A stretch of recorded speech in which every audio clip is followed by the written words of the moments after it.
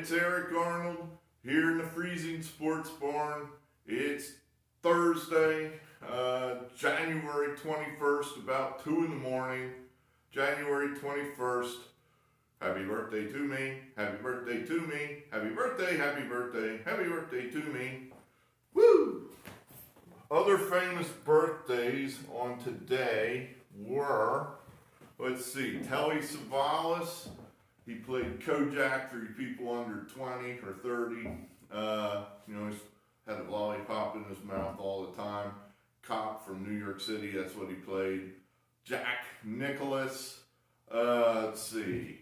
Carl Wallenda of the Flying Wallendas. Hakeem Olajuwon. And then, of course, Benny Hill. So you have these great Americans that were also born.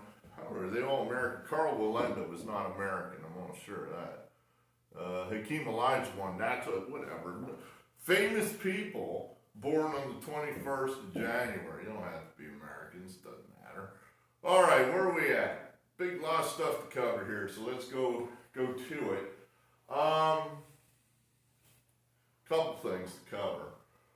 Cuba, Syria, Iran, and North Korea. Do you know what these countries are? Do you know what they mean? No, Earl Carey, they are not now allies of the United States because Joe Biden is president. He's only been in there less than a day and a half, so give him some time. That's not correct. The answer is, these are countries that block my song on YouTube. And I believe Dana Bond asked what that song was. It is Polk Salad and by Tony Joe White. Now, it was also more famously covered by Elvis Presley. I was under the impression YouTube let covers go through, but they block Elvis when he covers a song. I guess he's just Elvis. He'd cover Happy Birthday. I guess they blocked that. So, anyway, Polk Salad Annie by Tony Joe White. More famously, recently, it's on the soundtrack of Ford versus Ferrari. Without the singing, just instrumental. I believe Burton. I can't think of the guy's first name. But he's just a guitar guy, Burton. It's on his album. That's where the Ford versus Ferrari version of it is. I just like it, and when we're happy, we play it. We're not playing it tonight because we're coming off a tragic 1-for-5 effort. What was it, Tuesday? We did win one, Dana. We were not 0 for the board. She said we were 0-4. We were 1-5. You went to bed before Seton Hall got the cover there against Villanova. Other than that, it was a disaster. We had Ohio State there, -4. We read that wrong. I knew they didn't have a point guard, and I just dismissed it because I don't think C.J. Walker's very good. Well, apparently, a not very good point guard is better than having a forward as your point guard. And I guess that's what happened. We've got like a point guard as a point forward right now because of injuries. And Purdue's freshmen are starting to get better. So that was now. We read that one wrong. I'm not embarrassed by this one. I mean, one of our subscribers who apparently is better at this than I am, because every time he posts, he's always right. And I mean, seriously, the dude's right. He's not like posting after the game's over. He's posting before the game's over. He's saying, well, that was stupid. And he's right every damn time. So, that was a good spot for Maryland, and they just didn't, it didn't happen for them. So, Michigan bounces off their loss, crushes Maryland. We get the L. I did not read that one correctly at all. Tennessee never showed up. They got blown out. Same here. I mean, I jumped off Alabama thinking, all right, at some point Alabama's going to take a break here. I don't know, are they? LSU was going pretty well. I mean, they were starting to catch a groove, and, well, this was over in the first 5 minutes of the game. It's really frustrating when you desperately need to win. You turn a game on that you desperately need to win, and you're down 20 points before you can even get situated in your chair, before you can even move the cat off of you. You know, you're down 20 points. It's like, God. So, shitty night, and we're just real disappointed. But, you know, life goes on. We'll have some more here for you. We got a slate of mid-major games for you on Thursday. Let's see, I had a couple things here. I had a request for some prop bets. I actually looked. I looked for some prop bets in college basketball, and I just didn't see any. I guess I gotta look harder, but I was looking in the wrong place. I spent time on it, significant time looking, and you know, next time. We'll try next time. It's not a bad idea. That's why I looked and thought, it might be fun to mix in a prop bet here or there. Let's see what we can come up with. Well, we can take this off of here now. Apparently Hunter Biden was at the inauguration yesterday. So that is the correct question. He was not next seen at an arraignment or the coroner's table. I don't know about other. I mean, to me, my knowledge, this is the first time he was seen since, well, you know, basically his laptop dick and everything else was made public. So he was at the inauguration today, so salute to Hunter Biden. I did have one thing I noted interesting around here. Some of you are probably going to be horrified by this. Am I horrified? No. In fact, I think this is rather predictable. This is Trump country around here.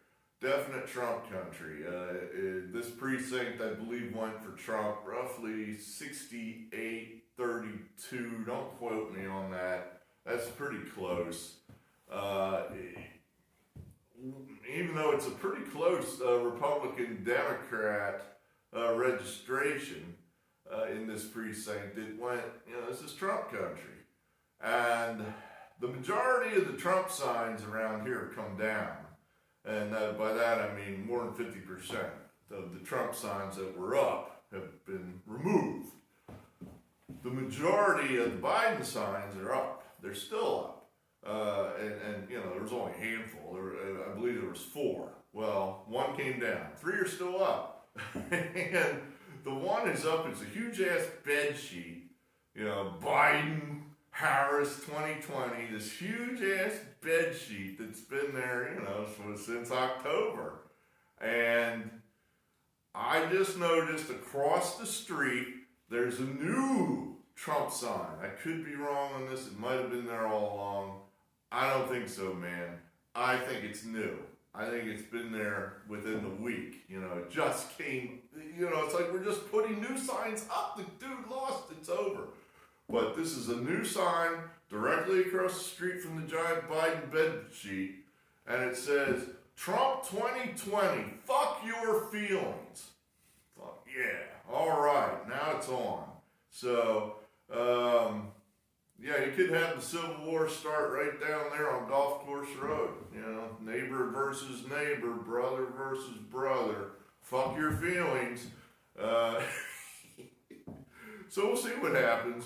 I want to see how long these Biden signs stay up. Are they just going to stay up? You know, I know some of these people around here. I know the Trump signs ain't coming down. I would be very surprised if, unless you know, they have a Trump 2024 sign to replace the 2020 sign with. But the Trump signs are probably, I won't say that. I mean, you know what? A lot of them have come down. There's still a few hardcore guys that still got them up. I'm curious how long those Biden signs stay up, because they've, you know, most of them are still up, at least here in Trump country, you know, so we'll see. We'll see. I just thought that was interesting that now we're putting up new Trump signs. Interesting. All right, let's see. That's all we got here. Let's move on to Thursday college basketball. Mid-major Thursday. A lot of these games I've got no rationale for other than generally speaking, we think in these smaller conferences, the teams are not that divergent in talent. Therefore, we take lots of underdogs, thinking that if you're catching a whole ton of points, you're probably getting value. There's virtually no home court advantage. Literally, there are no fans in the stands. So, what do we got here? Let's see. We'll cover the Drek here first, and then let's get to the TV games. Back, we're going to take Eastern Michigan, catching 12 against Buffalo. Central Michigan, we've had these guys twice now. One was a blowout win, one was a blowout loss. Now they're going up against Akron, one of the best teams in the MAC. We're getting 11. I'd settle for losing by 10. It doesn't have to be a blowout either way. We could just lose by 10. That'd be okay. So Central Michigan there. These are all 1-star. Southeast Missouri State, pride of Cape Girardeau, getting 7.5 from Morehead State. I don't have a rationale other than what I just gave you. Tennessee Martin, 346 in the Pomeroy rankings. This is one of the worst teams in the country, according to Ken Pomeroy. But I noted they have 3 wins. It's like, well, how can you have 3 wins and be one of the worst teams in the country? I don't know. Sometimes Pomeroy's numbers are mysterious to me. Anyway, they're getting 14.5 points from Eastern Kentucky. That's a lot of points in conference. We'll take it. Jacksonville State, they're getting 6.5 from Murray State. Murray State's generally a power in the Ohio Valley, but they're under 500 right now. So I think we might just be getting some value here just based on the name. Well, Murray State, they're always good in that conference. Murray State. Maybe this is not a Murray State year. John Morant's not there anymore. So we'll take Jacksonville State. And then lastly, you got Tennessee Tech. They're getting 11 from Austin Peay. That's 1-star too, even though it's not marked. I did that right there. All right, there's that tour through the MAC and the Ohio Valley. All right, so now 2 TV games. We got Rutgers. They're 1-point favorites over Penn State. Penn State, I saw this, I guess the coach at Penn State got fined $10,000 for his post-game comments about their loss at Purdue. I had to dig that up. I dug up his post-game comments, and it was hilarious. I mean, he literally said almost nothing. It was just basically, there were some calls there that might have been a little inconsistent. I'm really not too far off there. I may not be quoting him exactly, but he didn't say, those motherfucking refs suck, sons of bitches. He didn't say anything like that. It was so benign what he said. It was like, oh my God, welcome to 2021, where anything could get you thrown in the gulag. So he got a $10,000 fine. Penn State right now, they're just kind of fumbling around. I mean, they fired a coach right before the season starts based on an internal investigation. I never did dig into exactly what the Penn State coach was supposed to have done or not done. But now you got an interim guy in there, and the COVID's really been chopping up their schedule. They haven't been able to catch a groove. Rutgers, on the other hand, they're riding a 4-game losing streak. But they played very well, I think, against Wisconsin. We had that game. We had Wisconsin. We got the cover. But I don't know, that was close. I mean, Rutgers was right there coming down the stretch. And Rutgers just couldn't make a shot. They just couldn't make a shot, largely because they can't shoot. But I listened to a little of Steve Pikel's press conference, and he seems pretty happy that they played well against Wisconsin. And I thought, well, none of that matters, dude, because your best player, named Ron Harper Jr., He had an awful game, just terrible. And I don't know if the guy's hurt. I've speculated the dude's hurt. Well, Piquet was asked that question, and his answer was, he said, this Sunday, or this past weekend, Ron Harper had the best practice of the year. I thought, that's interesting. You know, if you believe like Chris Mack, coach at Louisville, and he's a good coach, you practice the way you play, and vice versa, then that's a sign we need to be on Rutgers.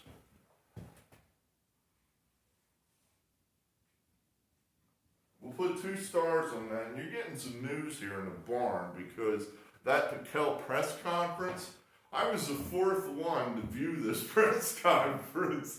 It's like, does nobody listen to what the coaches have to say? I mean, sometimes they tell you what's going to happen. You just have to listen to them. And right now, he sounds pretty comfortable that his team's going to go out there and kick the living shit out of Penn State. I mean, that's what I heard. You know, it's tough sometimes because you got to read between the lines. They don't exactly come right out and say, we're going to kick the living shit out of Penn State. You know, they kind of hint around that. But he feels pretty comfortable that his team's about to break out. And Ron Harper is not going to have whatever the hell he scored, 2 points or 4 points against Wisconsin. It was not good. That he's pretty comfortable. His best player is about to play better. So that's all we need. We'll take Rutgers 2 stars. All right, late night. Late night. We got to have a late night game on my birthday.